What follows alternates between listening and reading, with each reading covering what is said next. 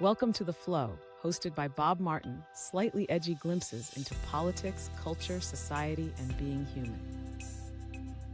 I'm writing this on Memorial Day. And in 12 days, on June 6, it will be the 82nd anniversary of D-Day. These 2 days belong together. They always have. One honors everyone who has fallen in service to this country. The other marks a single morning when the future of human freedom was decided on a strip of beach in northern France. Together, they ask us a question we keep finding ways to avoid. My wife, Connie, recently visited Normandy. Before she left on her trip, I told her she would have to be my emissary, my eyes, my ears, my heart.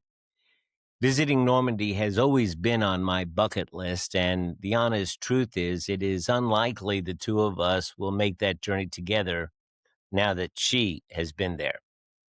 So I asked her to go for the both of us, and she sent me back pictures. Now, I should tell you, I am a soft touch. Connie would say I'm easy, and she's not wrong. At 76, I get choked up and heartfelt about a lot of things. Connie is more practical, more composed, but she told me it was impossible to stand there and not cry. And she also told me something that I think matters deeply. She said she really hadn't understood, not fully, what had happened at that place on that day, because she's a sensitive soul who doesn't watch war movies, and while D-Day gets a mention in the history books, it doesn't get the full weight it deserves. But she stood on that ground, and she wept. And that tells you something. Now, I do watch war movies, and one of the most moving films that I've ever seen is Saving Private Ryan. If you haven't seen it, here's what you need to know. A small squad of American soldiers is sent behind enemy lines with one mission: find Private James Ryan and bring him home. Ryan was one of 4 brothers. 3 of them had already been killed in the war. The Army and the President couldn't bear to send that news to a mother without having Private Ryan, who had still been in battle. So they sent Captain John Miller and his men to find the 4th. Most of them died doing it. Captain Miller, played by Tom Hanks, is shot as the mission ends. He pulls Ryan close, and with his last breath, he says 7 words: "James, earn this. Earn it." The film ends decades later. The old Private Ryan, now grandfather, stands at a military cemetery in Normandy.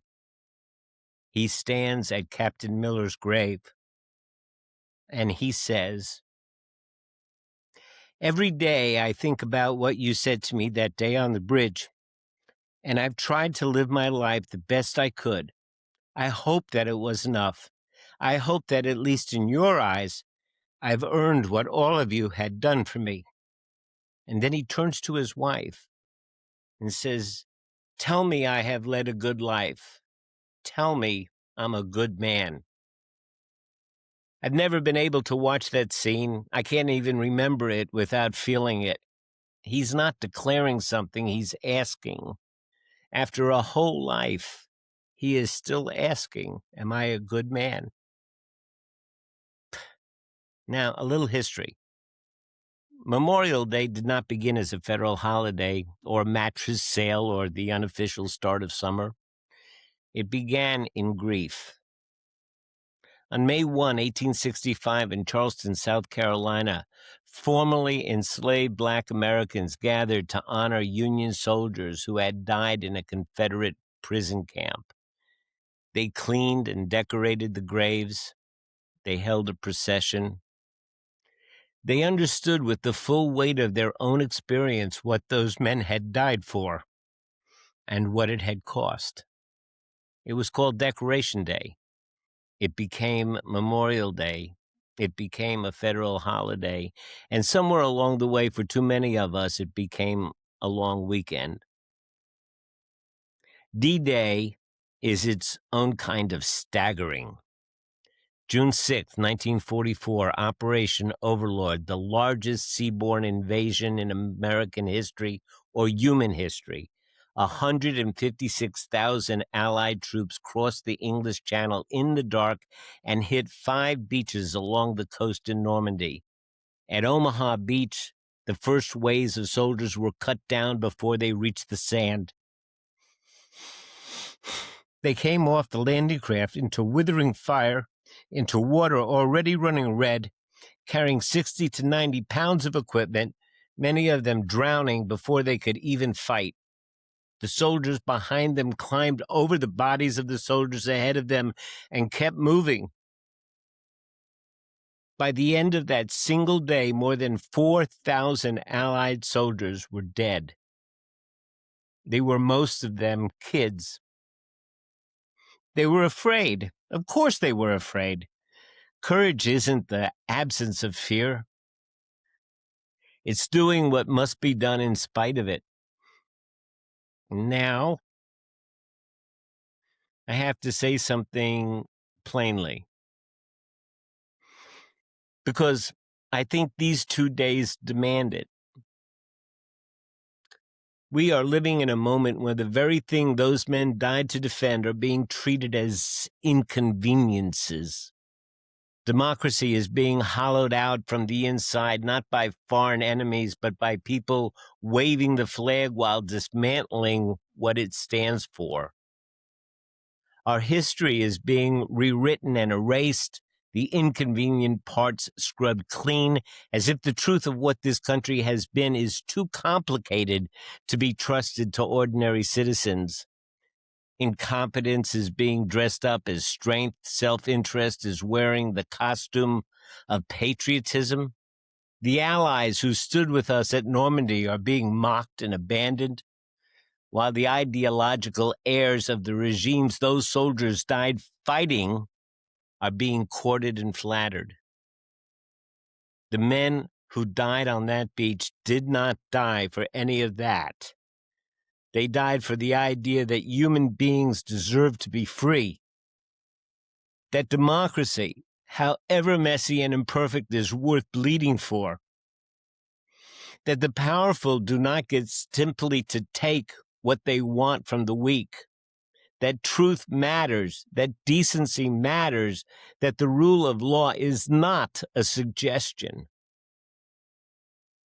We have inherited something extraordinary, and some among us are burning it down. Which brings me back to the old man at the grave. Earn this. Earn it. That charge does not belong only to James Ryan. It belongs to us, to this generation, to this country, right now, in this particular moment. So here is my challenge to you and to myself. Go to Normandy. If you cannot go, find the footage, read the accounts, watch the film, stand on that beach, even if only in your imagination. Look at the white crosses stretching to the horizon. Do the math. Think about the mothers, the fathers, the brothers and sisters of children who never came home and what they were told they were dying for.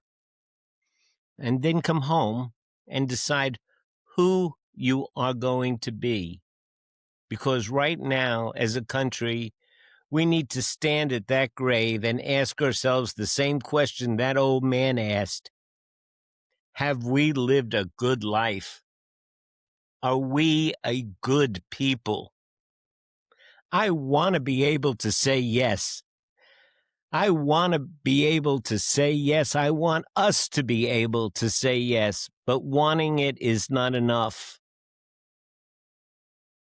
We have to earn it. I'm Bob Martin. This is The Flow. In order to go with the flow, You have to understand the flow.